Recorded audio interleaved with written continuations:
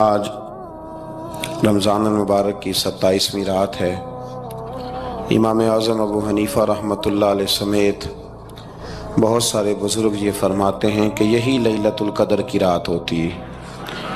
اگرچہ وہ اس بات کو طے نہیں کرتے، لیکن فرماتے ہیں یہی اکثر ہم نے اسی مقام پر لیلۃ القدر کو پایا ہے۔ نبی رحمت علیہ الصلوۃ والسلام نے صحابہ کرام علیہم رضوان کے سامنے گزشتہ امتوں کے احوال ذکر فرمائے کہ ایک ہزار سال ان کی عمریں ہوتی تھی، 1500 سال تک وہ زندہ رہتے تھے۔ تو صحابہ کے دلوں میں تجسس پیدا ہوا کہ اگر عمر 1000 سال ہوگی تو نماز بھی تو 1000 سال ہی پڑھیں گے نا، اگر عمر 1500 سال ہوگی تو روزے، عبادتیں، یہ سارے کام بھی تو بڑے زیادہ کرتے ہوں گے۔ تو یہ شوق جب پیدا ہوا تو اللہ کریم نے فرمایا کہ محبوب میں ایک رات دیتا ہوں، لیلۃ القدر خیر من الف شہر، جو رات ایک ہوگی پر 1000 مہینے سے بہتر ہوگی، 1000 مہینے سے۔ یہ رات اگر کسی کو میسر آ جاتی ہے اور پھر وہ صدق دل کے ساتھ، یعنی توجہ کے ساتھ، انہماک کے ساتھ، احتساب کی نیت سے، گناہوں کی معافی کی نیت سے اگر وہ اس رات کا قیام کرتا ہے، عبادت کرتا ہے، ذکر کرتا ہے، دعا کرتا ہے، تو محبوب کریم علیہ السلام نے وعدہ فرمایا ہے کہ اللہ اس کے پچھلے سارے گناہوں کو معاف فرما دے گا۔ دین، شریعت، قرآن، اسلام یہ بحث کرنے نہیں آیا دنیا میں۔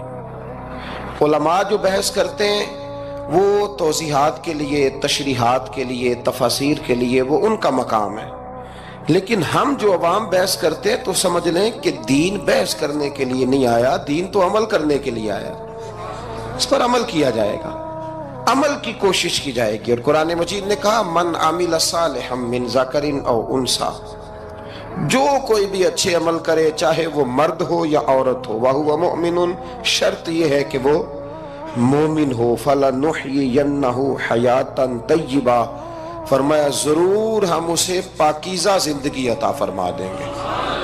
جو عمل والے لوگ ہوتے ہیں انہیں اللہ کون سی زندگی دیتا ہے؟ حیات طیبہ، پاکیزہ زندگی۔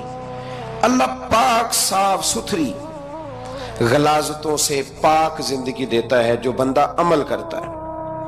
توبہ کا مطلب یہ ہوتا ہے کہ میں پچھلے گناہ پہ شرمندہ ہوں اور آئندہ نہ کرنے کا پکا وعدہ کرتا ہوں۔ انسان ہے، وعدے کے باوجود بھی کہیں غلطی کر لیتا ہے تو اللہ معاف کرنے والا ہے، لیکن وہ ساری رات روتا رہا، ہر مسجد سے چیخنے کی آواز آئی، اس نے ساری رات مسجد میں رو کے گزاری، لیکن جھوٹ چھوڑنے کا اس کا ارادہ ہی کوئی نہیں۔ وہ تو کہہ رہا ہے 3 دن کا رمضان رہ گیا ہے، پھر میں نے دیکھ نہیں لینا تمہیں۔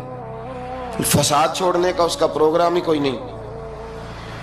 وہ تو میاں طے شدہ بات ہے کہ سویرے وہ دکان پہ جائے گا اور صبح جو بیسن بیچے گا نا سموسے اور پکوڑے کے لیے، اس میں بھی ملاوٹ کرنے کا ارادہ رکھتا ہے۔ تو یہ ساری رات توبہ توبہ کہنے کا کیا مطلب ہوا؟ کھل کے ساری رات اس نے توبہ توبہ کی۔ حضرت عمر فاروق رضی اللہ تعالیٰ عنہ کے بارے میں امام ابن جوزی نے لکھا ہے کہ رات کو نا گھر کے اندر بیٹھے بیٹھے اچانک رو پڑے حضرت عمر، 62 سال عمر ہے، خلافت کے آخری ایام چل رہے ہیں، تو رو پڑے ایسے ہی گھر میں بلا وجہ ہی۔ آپ کی اہلیہ نے، زوجہ نے بیٹے کو اٹھایا، فرمایا پتہ کرو تمہارے باپ کو کیا مسئلہ ہے، کہیں کوئی تکلیف تو نہیں، درد تو نہیں، صاحبزادے آئے، ابا جی کیا بات ہے؟ فرمایا اماں کو بلاؤ۔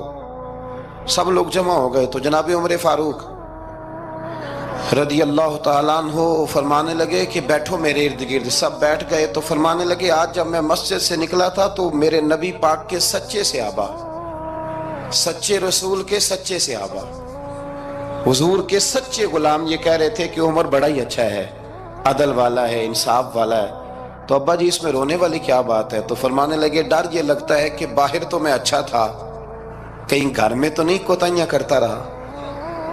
میری بات پہ توجہ کرنا، کہیں گھر میں آپ باتیں سن لیں تو شاید جتنی میں کرتا ہوں دوسرا کر ہی کوئی نہ سکے، لیکن جب عمل کے راستے پہ ہم نکلتے ہیں تو وہ مسدود ہے، وہ بند ہے۔ عمل کس نے کرنا ہے؟ آپ کوئی آیت پڑھیں تو یہاں غلطی نکالنے والے 20 لوگ مل جائیں گے، 20 لوگ، لیکن اس آیت پہ عمل کرنے والے کتنے ملیں گے؟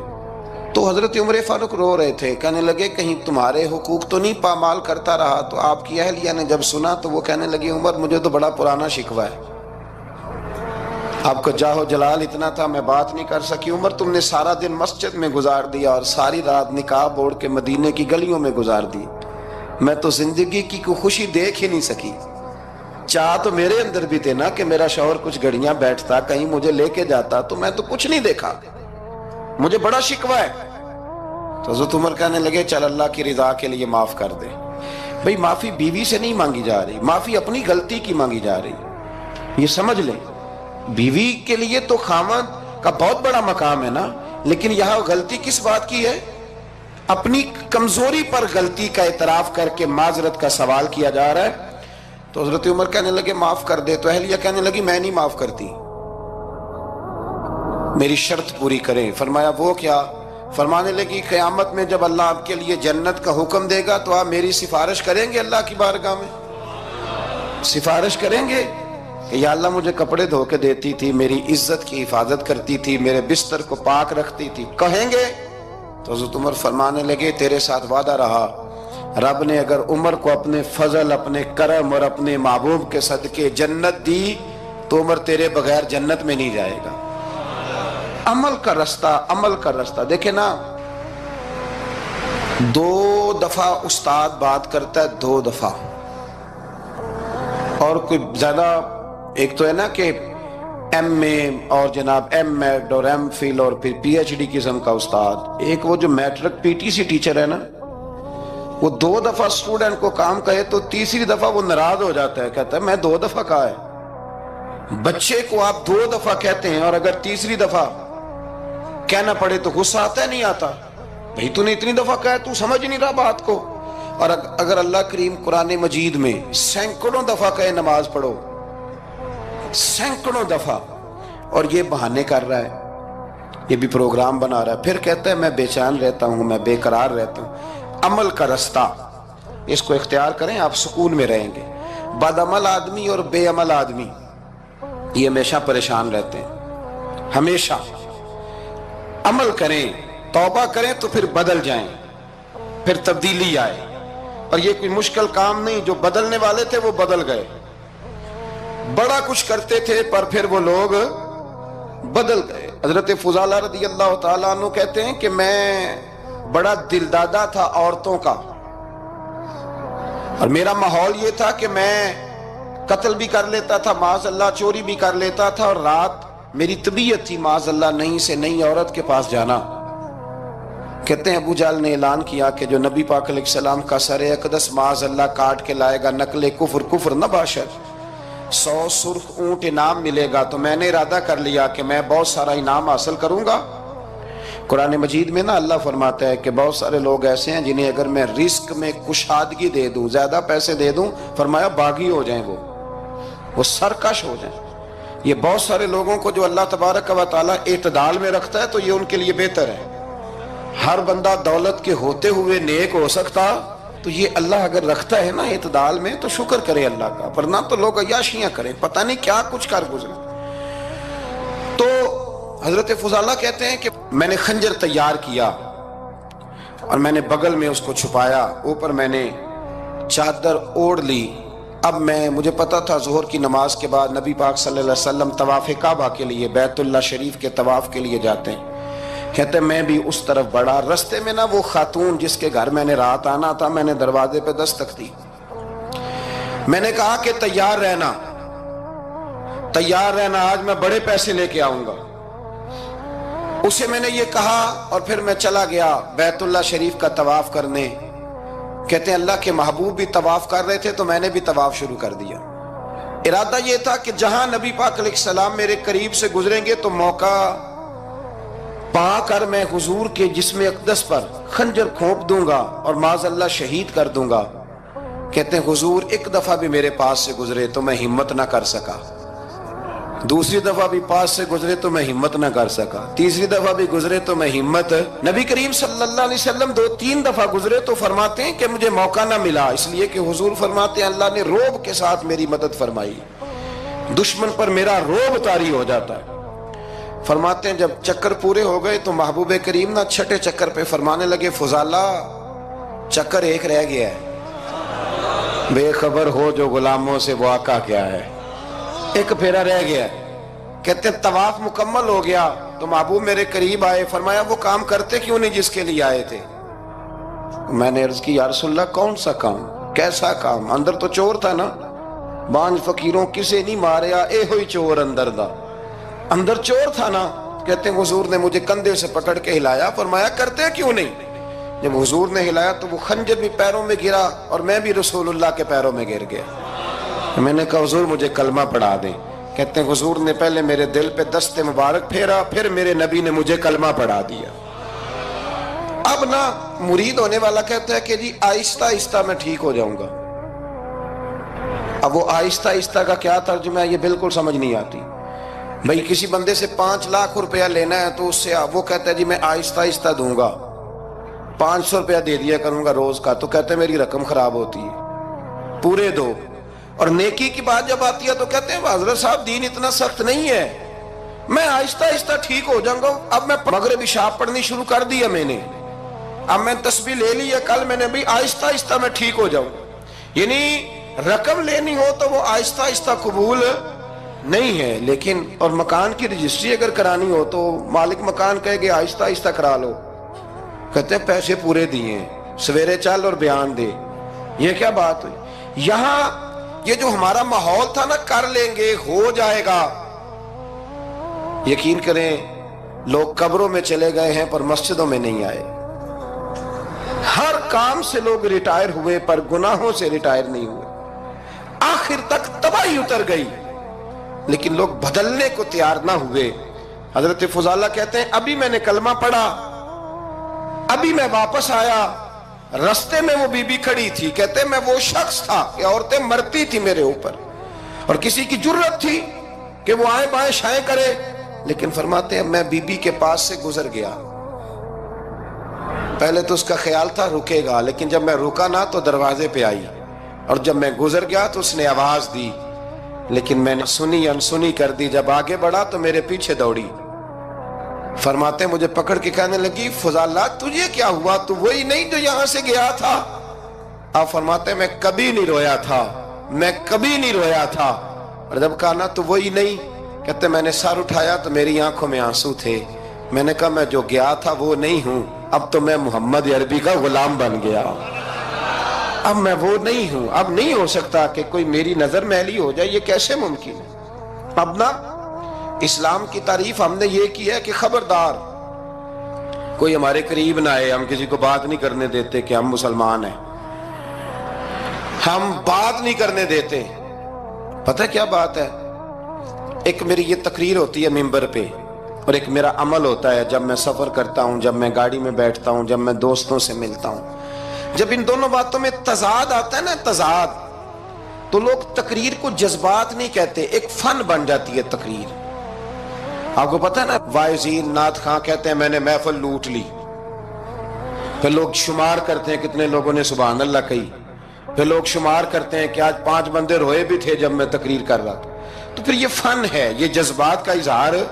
سمجھ لیں بات کو کہ عمل جب آپ نہیں نہ کرتے عمل، تو آپ خود بڑے بے چین رہتے ہیں کہ یار یہ میں کیا کر رہا ہوں، یہ کون سا گورکھ دھندا ہے کہ میرا عمل صفر ہوتا جا رہا ہے۔ ہمارے ایک استاد تھے تو وہ فرمایا کرتے تھے کہ اگر پڑھے لکھے آدمی کو تم بے عمل دیکھو تو اس سے دور ہٹ جایا کرو ورنہ تمہیں بھی بے عمل کر دے گا۔ میں نے ان سے عرض کی، میں نے کہا حضور یہ کیا ہے؟ تو فرمانے لگے اپنے حضرت صاحب سے پوچھنا، وضاحت کریں گے۔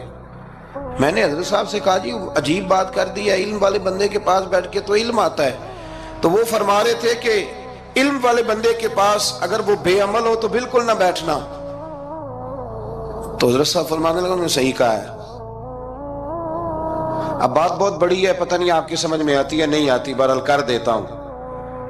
پڑھا لکھا بندہ اگر بے عمل ہو تو اس کے پاس، تو میں نے کہا حضور کیوں؟ فرمانے لگے اس لیے کہ وہ اپنی بے عملی پر بھی دلائل دے گا، وہ بے عملی پر بھی دلیلیں قائم کرے گا کہ یہ وجہ ہے تو اس لیے میں ایسے کر رہا ہوں۔ تو چونکہ وہ بے عمل ہے اور ہے پڑھا لکھا، نبی کریم صلی اللہ علیہ وسلم کے غلام نہ پل بھر میں بدل جاتے تھے۔ اور اللہ تعالیٰ بھی نا بڑے موقع دیتا ہے ہمیں، بڑے موقع۔ حضور نے فرمایا جس نے ایمان اور احتساب کی نیت سے روزے رکھے وہ نئی زندگی کا آغاز کرے، اس لیے کہ اللہ نے اس کے پچھلے سارے گناہ معاف فرما دیے۔ میرے نبی کریم علیہ السلام نے فرمایا جو شخص بیمار ہو گیا، مریض ہو گیا، اور نسائی شریف میں فرمایا کہ 3 دن تک بستر پہ رہا اور اس نے شکوہ نہ کیا اللہ کا، اور جب وہ شفا یاب ہو کے بستر سے اٹھا ہے نا، تب اللہ نے اس کے پچھلے سارے گناہ معاف فرما دیے۔ اور فرمایا جو حج کرنے گیا، حج کر کے واپس آیا، اللہ کے حبیب فرماتے ہیں یوں سمجھے کہ میں آج ہی ماں کے پیٹ سے پیدا ہوا۔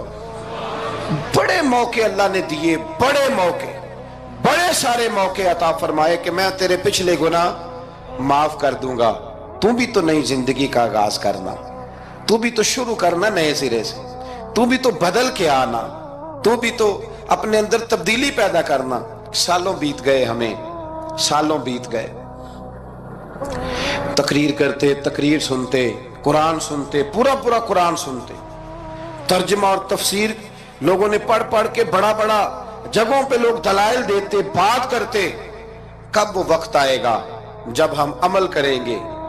تھوڑا مجھے سفر کرنا پڑتا ہے، دنیا میں گھومتا رہتا ہوں، تو کچھ چیزیں ایسی ہوتی ہیں جو کبھی کبھی انوکھی ہو جاتی ہیں۔ میں ایک جگہ پہ تھا تو وہاں 4 5 6 عمرے کے ٹکٹ تھے محفل میں، تو ہمارے آپ کو پتہ ہے نا وہ جو دلیلوں والے لوگ ہیں ان بیچاروں کو بھی کوئی دلیل نہیں ملتی۔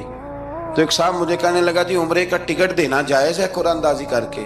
میں نے کہا یار چلو جائز ہی رہنے دو، تیری مہربانی، کہ اب اس پہ بھی اعتراض آ گیا ہے۔ میں نے کہا 100% جائز ہے، کوئی اس میں کوئی ایسی بات نہیں ہے، لیکن اندازی تو شروع ہو گئی جو حدیث میں نہیں آئی، عمرے کے ٹکٹ والی ہے جائز، پر نبی پاک نے جس قرآن اندازی کا کہا تھا وہ کب ہوگی؟ حضور نے فرمایا تمہیں پہلی صف کے ثواب کا پتہ چل جائے تم قرآن اندازی کرو، وہ کس دن کرنی ہے، کس مسجد میں ہوتی ہے؟ حضرت عبداللہ ابن مسعود فرماتے ہیں تمہیں پتہ چلے اذان کا ثواب کتنا، تم قرآن اندازی کرو۔ کب کرنی ہے؟ کون پڑھے گا اذان؟ کون یہ آگے بڑھ کے کام کرے گا؟ بھئی جو قرآن اندازی حدیث میں ہے وہ کب ہوگی؟ یہ تو قرآن اندازی شروع ہو گئی اور ہو رہی ہے، اب تو لوگ جہیز دینے لگے ہیں قرآن اندازی کر کے، یہ ماحول بن گیا۔ دین عمل کرنے کے لیے آیا ہے، جو حکم میرے نبی پاک کے غلاموں کو ملا انہوں نے عمل کر کے دکھایا ہے، انہوں نے عمل کر کے دکھایا، وہ عمل کے میدان کے لوگ تھے۔ حضرت ابوبکر صدیق سے زیادہ روایات مروی نہیں ہیں، اگر ڈھونڈنے نکلو گے تو زیادہ قول نہیں ملیں گے ان کے۔ حضرت عمر فاروق کے زیادہ اقوال، زیادہ ارشادات آپ کو نہیں ملیں گے۔ حضرت سیدنا عثمان غنی کی زیادہ باتیں آپ کو نہیں ملیں گی، ان کا عمل ملے گا، ان کا کردار ملے گا، ان کا لب و لہجہ ملے گا، زندگی گزارنے میں کیا طریقہ اختیار کیا وہ آپ کو ملے گا۔ اب تو وہ لوگ رخصت ہو گئے جن کے عمل سے لوگ زندگی پکڑتے تھے، عمل سے، کردار سے۔ تو عمل کا رستہ کب اختیار کریں گے، آگے کب بڑھیں گے؟ میرے رسول کریم صلی اللہ تعالی علیہ وسلم کے غلام عمل کرتے تھے، اور جب عمل کرتے تھے پھر اس کا ریزلٹ آتا تھا۔ یاد رکھنا، ریزلٹ نیتوں کا آتا ہے، ارادوں کا آتا ہے، عمل کا آتا ہے۔ گفتگو کا ریزلٹ، آپ بڑا اچھا سبق سنا لیں تو پیپر نہ دیں تو پاس ہوں گے کہ فیل؟ آپ تو کہہ رہے تھے وہ مجھے سارا ہی آتا تھا۔ تو عمل آپ کرتے ہیں تو عمل پر نتیجہ ہوتا ہے، عمل پر۔ حضرت عبداللہ ابن مبارک رحمت اللہ علیہ کے جو والد تھے نا، ان کا نام مبارک تھا، وہ ایک باغ میں رہا کرتے تھے، باغ کی دیکھ بھال کرتے تھے بڑے صاف ستھرے، بڑی ان کی طبیعت میں نکھار تھا۔